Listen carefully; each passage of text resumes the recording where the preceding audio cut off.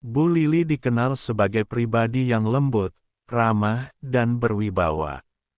Ia sering begitu aktif di kegiatan sosial, dan menjadi tempat keluh kesah bagi banyak warga. Suaminya, Pak Rano, adalah mantan RT, yang kini lebih banyak beristirahat di rumah, karena sakit yang membuatnya tak lagi sekuat dulu. Bagi sebagian besar warga kampung, Bu Lili adalah teladan. Namun, bagi diriku, semua itu berubah pada suatu malam yang tak pernah bisa kulupakan. Malam itu, membuka mataku, bahwa sosok sekuat Bu Lili pun, menyimpan beban batin, dan kebutuhannya yang tak ia dapatkan lagi dari sang suami. Ada sesuatu yang tersembunyi di balik senyumnya yang anggun, sesuatu yang membuatku melihatnya, tidak hanya sebagai panutan, tapi juga sebagai manusia biasa, dengan pergulatan dan kesunyiannya dalam batinnya. Dan disitulah kisah ini dimulai, dari sebuah langkah kecil di malam sunyi, yang kemudian menyeretku ke dalam cerita yang tidak pernah aku duga akan terlibat di dalamnya. Malam itu sekitar pukul 1, aku sedang berjalan pulang dari rumah temanku. Jalanan kampung sudah sepi, hanya suara jangkrik, dan sesekali gonggongan anjing yang menemani langkahku. Kebetulan, rumahku tepat di samping rumahnya Bu Lili. Ketika melewati rumah Bu Lili, aku mendengar suara rintihan yang samar dari dalam rumahnya. Penasaran dengan apa yang kudengar, aku menghentikan langkah, dan mencoba mendekat ke jendela. Cahaya remang-remang dari dalam rumah, memberiku cukup pandangan, untuk melihat apa yang terjadi. Namun, apa yang kusaksikan itu, sungguh di luar dugaanku. Aku benar-benar tidak menyangka apa yang kusaksikan. Bu Lili sedang duduk di ruang tamu, dengan buah singkong di tangannya. Tapi, ini bukan singkong biasa, yang diolah menjadi makanan. Tatapan matanya kosong, seperti seseorang yang kehilangan arah. Dengan suatu pergerakan yang tak terduga, beliau menggunakan singkong itu, untuk memenuhi kebutuhannya, yang mungkin tak ia dapatkan, dan jujur saja, aku tidak pernah membayangkan sebelumnya. Jantungku berdegup kencang. Aku perlahan mundur menjauh dari jendela, bukan hanya karena apa yang kulihat, tapi aku juga merasa bersalah, telah mencampuri pekerjaan privasi orang lain. Malam itu, aku sangat susah tidur, dan pikiranku dipenuhi dengan pertanyaan, apa yang sebenarnya sedang terjadi. Aku tidak bisa berhenti memikirkan kejadian itu. Aku begitu merasa canggung, tapi, di sisi lain, rasa penasaran, mendorongku untuk mencari tahu lebih jauh. Hari-hari setelah kejadian itu, aku mencoba menjauhkan pikiran-pikiran aneh yang terus menghantuiku.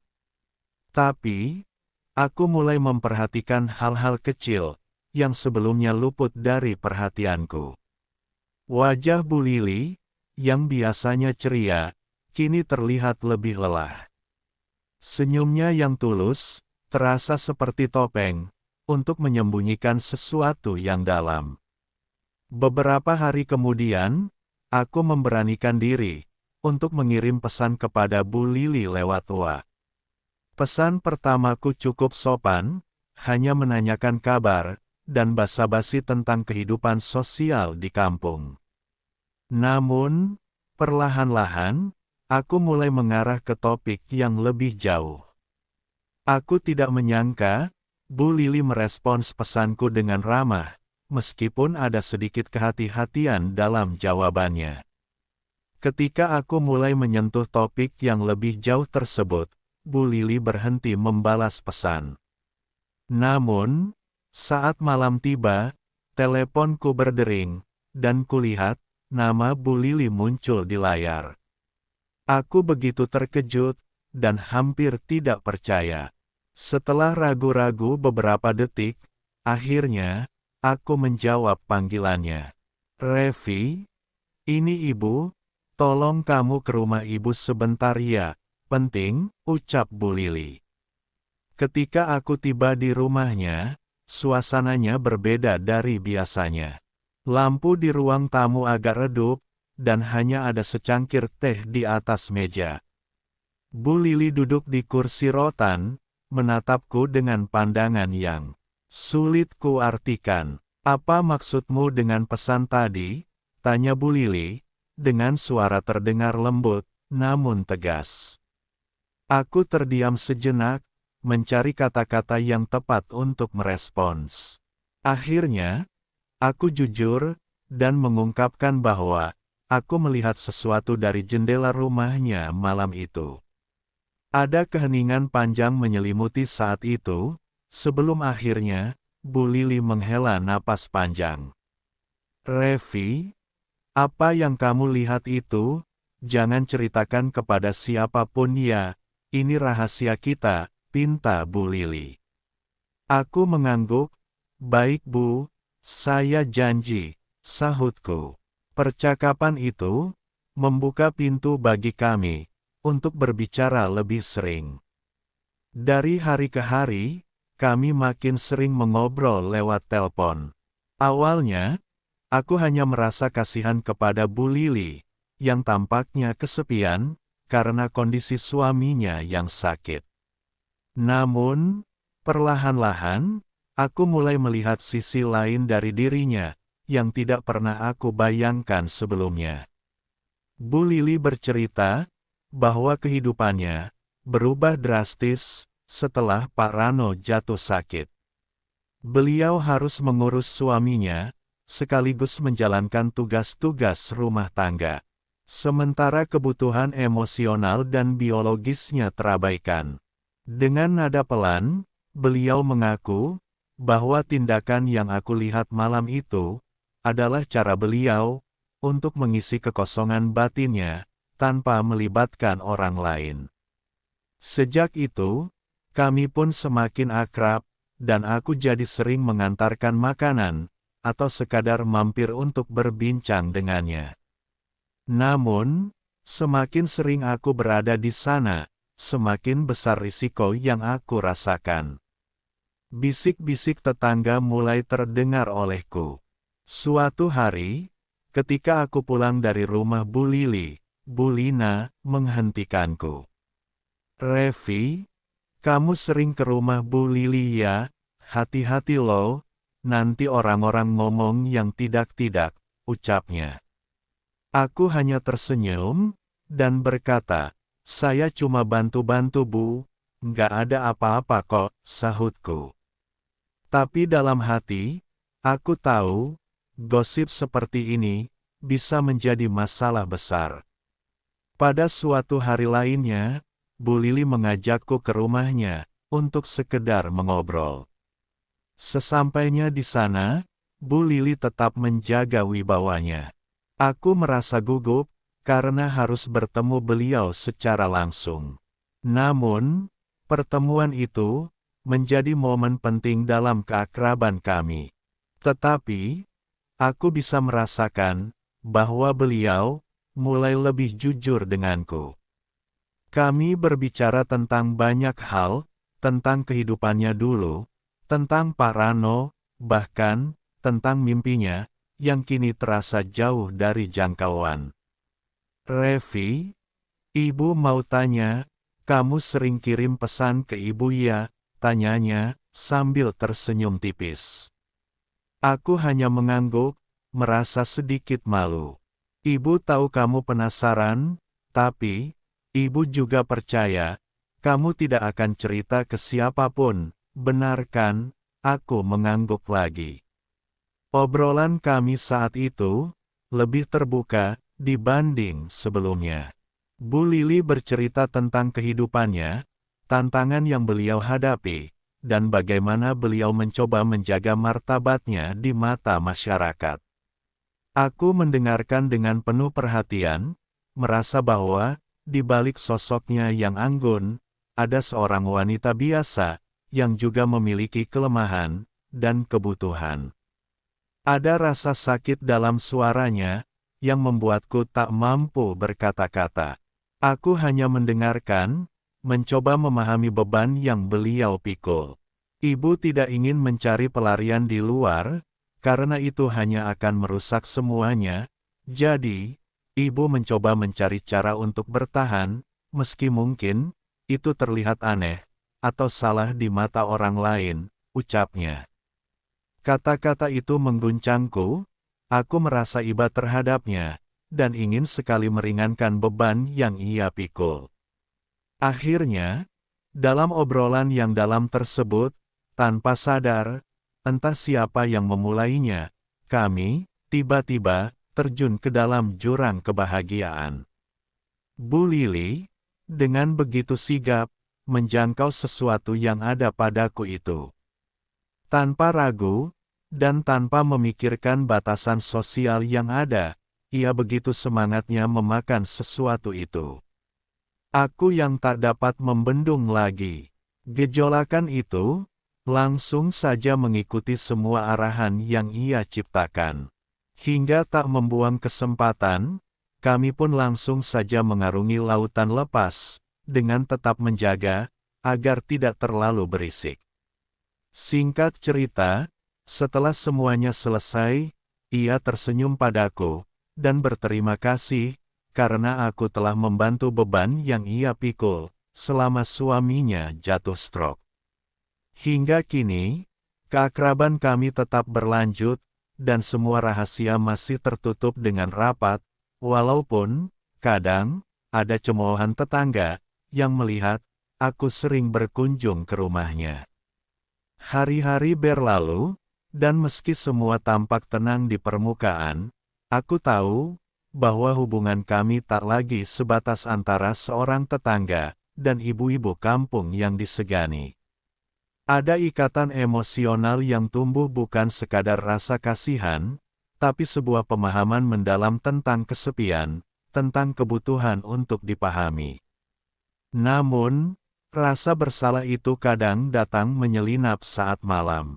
Aku sering menatap langit-langit kamarku, bertanya pada diriku sendiri, apakah semua ini benar, apakah aku membantu, atau justru menyulitkan hidupnya. Suatu sore, ketika matahari mulai turun, Bu Lili memintaku menemaninya berjalan ke kebun kecil di belakang rumahnya. Kami jarang berjalan bersama di luar rumah. Kali ini, beliau membawa sekeranjang bibit bunga, yang katanya sudah lama ingin ditanam, tapi tak sempat, karena ia harus mengurus Pak Rano, suaminya, yang terbaring sakit di pembaringannya. Revi, kamu tahu nggak, kadang ibu merasa hidup ini seperti kebun yang lama ditinggal, penuh semak, tapi masih bisa ditanami lagi, ucapnya, sambil mulai menggali tanah dengan sekop kecil. Aku hanya mengangguk pelan, saya mengerti Bu, mungkin karena itu, kita perlu menanam lagi bibit tanaman ini, meski dengan perlahan, namun pasti. Kami pun menghabiskan waktu sore itu menanam bunga-bunga kecil. Momen itu terasa berbeda, tidak ada kata-kata berlebihan, hanya ada dua manusia yang sedang mencoba mengisi kekosongan hidup dengan hal yang sederhana, yaitu kebersamaan, perhatian, dan pengertian. Sejak saat itu, kerakraban kami berubah arah. Tidak lagi dibalut misteri dan rasa bersalah, tapi menjadi persahabatan yang saling menghormati batas. Aku tetap membantu Bu Lili, tapi lebih sebagai teman bicara dan pendengar. Tidak ada lagi hal-hal yang abu-abu, karena kami sepakat cukup sampai di situ. Kami memilih menjaga apa yang tersisa dari kehormatan, dan memulai bab baru sebagai dua orang dewasa yang sama-sama ingin tetap waras di tengah hidup yang kadang begitu sunyi. Wajahnya kembali cerah, dan aku belajar banyak, bahwa di balik sosok yang kita kagumi, bisa jadi tersimpan pergulatan batin yang tak pernah kita bayangkan. Dan terkadang, cukup dengan hadir dan mendengar, itu sudah menyelamatkan seseorang dari runtuh sepenuhnya. Sejak itu, setiap kali aku melintasi rumah Bu Lili saat malam, aku tak lagi merasa penasaran. Aku hanya tersenyum dalam hati, mengingat bahwa kadang, cerita yang paling rumit, tak butuh banyak orang untuk mengerti. Cukup satu yang mau memahami tanpa menghakimi. Dan begitulah, rahasia itu tetap menjadi milik kami, tak lagi menjadi beban, melainkan pelajaran yang akan kubawa sepanjang hidupku. Beberapa minggu setelah sore itu di kebun, kehidupan kembali seperti biasa. Tapi sesuatu dalam diri Bu Lili tampak berubah. Ia mulai sering tersenyum pada anak-anak kecil yang lewat depan rumah, dan sapanya kepada para tetangga terdengar lebih hangat dan lebih tulus. Mungkin bukan karena semuanya sudah membaik, tapi karena ia sudah berdamai dengan kesepiannya, dengan rahasia yang kami simpan, dan dengan kenyataan hidup yang tak pernah ia pilih. Suatu hari, aku datang membawa 2 gelas es teh, dan kami duduk di teras rumahnya, sambil menikmati angin sore. Pak Rano masih terbaring di dalam. Sesekali terdengar batuk lemah darinya. Bu Lili langsung berdiri dan mengecek ke dalam, lalu kembali dengan napas pelan. "Kadang Ibu iri Revi," katanya tiba-tiba. Aku menoleh, menunggu ia melanjutkan. "Ibu iri pada orang-orang yang bisa tertawa tanpa beban. Iri pada istri-istri yang masih bisa jalan-jalan bareng suami mereka. Tapi ya, mungkin begini bentuk ujian Ibu," ujarnya. Aku tidak menjawab. Aku tahu, tidak semua kesedihan butuh solusi. Kadang, cukup didengarkan, maka aku hanya menatapnya, dan menyodorkan gelas kedua yang masih dingin. "Dan kamu sudah jadi bagian penting dalam hidup Ibu sekarang. Ibu nggak bisa cerita ke siapa-siapa, nggak bisa berbagi seperti ini ke teman-teman Ibu, tapi, entah kenapa, kamu berbeda, kamu mendengar tanpa menghakimi," imbuhnya. Aku merasa hangat dan berat sekaligus. Kalimat itu membawa beban tanggung jawab, tapi juga rasa hormat. Dalam obrolan yang itu, entah kenapa, tiba-tiba saja, gejolakan itu muncul kembali pada diri kami. Saat itu, suasana menjadi hening, dan kami saling menatap, seakan tahu pikiran satu sama lain. "Revi, kita di ruang tamu aja ya," ucapnya tiba-tiba. Kami pun beranjak ke ruang tamu rumahnya, dan ia langsung mengunci pintu rumahnya dari dalam. Dan saat itulah, semua batasan sosial antara kami itu, kembali runtuh oleh gejolakan yang sudah berkecamuk. Apalagi, aku tahu, jika Bu Lili, bagaimanapun juga, ia masih memerlukan bantuan untuk memenuhi kebutuhan hidupnya itu. Dan tak menyia-nyiakan waktu, kami pun kembali berlayar seperti tempo lalu. Hingga kurang lebih sekitar setengah jam, akhirnya, semua itu telah terselesaikan dengan akhir yang bahagia. Tampak raut ceria di wajah Bu Lili kala itu. Singkat cerita, hari-hari berikutnya, keakraban kami makin stabil. Kadang, aku menemani Bu Lili ke pasar, membantunya membawa belanjaan. Kadang aku hanya duduk di teras rumahnya, mendengarkan cerita-ceritanya tentang masa muda. Bu Lili mulai menulis lagi diari kecil yang disimpannya di laci meja. Ia bilang, menulis membantunya meletakkan rasa yang tidak bisa diucapkan. Kisahku dan Bu Lili, bukan kisah soal cinta, bukan pula cerita pelarian. Tapi kisah dua manusia yang sedang belajar menghadapi hidup yang tidak selalu indah, dengan cara yang tidak selalu dimengerti orang lain. Dan jika suatu hari nanti, semuanya harus berakhir, aku tidak akan menyesal. Karena aku tahu, aku pernah hadir bukan untuk menghakimi, tapi untuk menemani. Kini, Setelah berbulan-bulan berlalu, aku berdiri di depan jendela kamarku, menatap rumah Bu Lili yang temaram. Banyak hal telah berubah, diam-diam, kami saling menjaga. Aku tidak tahu sampai kapan cerita ini akan terus berjalan. Mungkin suatu saat, semuanya harus berhenti, bukan karena kesalahan, tapi karena waktu memang punya cara sendiri untuk menyudahi sesuatu yang tak pernah sepenuhnya dimulai. Yang aku tahu, dari semua yang terjadi, aku belajar tentang batas, tentang empati, dan tentang kenyataan, bahwa di balik wajah-wajah tenang yang kita temui setiap hari, ada cerita yang tak pernah terucap. Bu Lili tetap menjadi sosok yang dihormati di kampung kami, tidak ada yang tahu apa yang sebenarnya ia lewati, dan mungkin tidak perlu tahu. Karena tidak semua luka harus diumbar, dan tidak semua pertolongan datang dalam bentuk yang bisa dijelaskan.